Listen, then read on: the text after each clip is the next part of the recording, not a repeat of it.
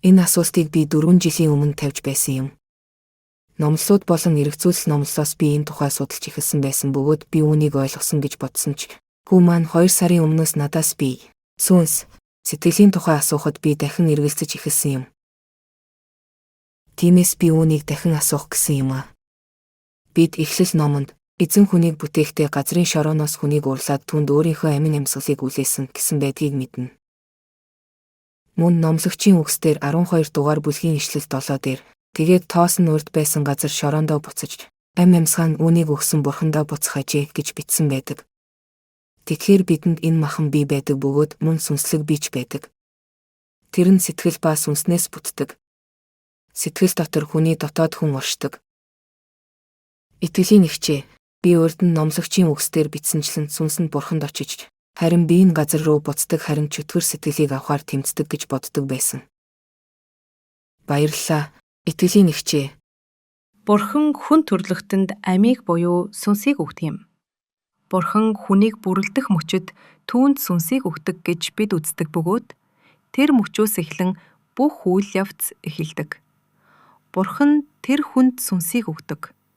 Тэр сүнсэнд сэтгэл, ухамсар, сэтгэх чадвар, шийдвэр гаргах, сайн мууг ялгах чадвар, мөн сүнслэг зүрх оршдог. Дараах зүйлс нь сүнслэг зүрхэнд хамрагддаг. Сүнслэг сэтгэлгээ, сүнслэг мэдрэмж, сүнслэг сэтгэл. Харин махан биеийн сэтгэл гэдэг нь хүний амь, цус юм. Хүн цус ардвал үхдэг. Гэвч энэ махан биеийн сэтгэл дотор сүнслэг сэтгэл мөн оршдог.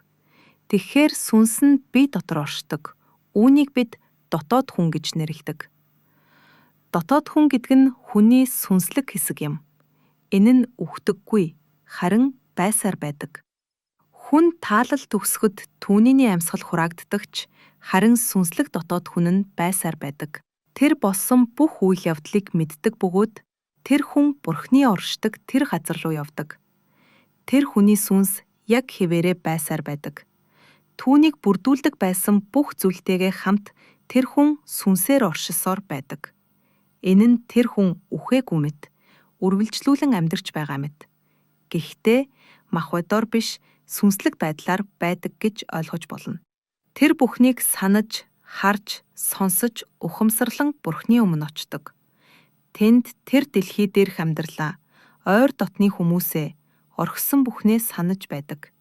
Харин энэ мөчөөс эхлээд тэр Бурхантай хамт мөнхийн аз жаргал донд амьдарч эхэлдэг. Тэгэхээр хүмүүс бидэнд дотоод хүн буюу сүнс гэж бий. Бид сэтгэдэг, ярьдаг, шийдвэр гаргадаг, өвдөлт, баяр жаргал, амар тайван, уй гуниг, гашуудлыг мэдэрдэг. Эдгээрх зүйлс нь бидний сүнслэг тал бөгөөд бидний биед оршдог. Бидний бие махбод бол дотоод хүний маань, сүнсний маань орон сууц юм. Жишээ нь нэг хүн амьдарч байлаа. Түүний бие махбод нас барахад тэр хүний махан бие нь үгүй босон учраас тэр хүн Бурхны өмнө очдог. Бурхан түүнийг хаашаа явуулахыг шийддэг. Хэрв тэр хүн сайн үйлс хийсэн бол тэр түүнийг амар тайвны орон руу хөтлөнө. Хэрв муу үйл хийсэн бол өөр газар руу аваачна. Тухайн хүний сүнс бодож, бүхнийг санаж, мэдэж байдаг. Дагцхүү тэр материаллык биш, харин сүнсээр оршдог юм. Тэр хүн бие махбодоор хөдлөхгүйгээр харин орон зайд чөлөөтэй хөвдөг. Энэ нь бидний дотоод хүн бөгөөд бид яг хэвээрээ байх юм. Нас барсны дараа бидний сүнс алга болдоггүй.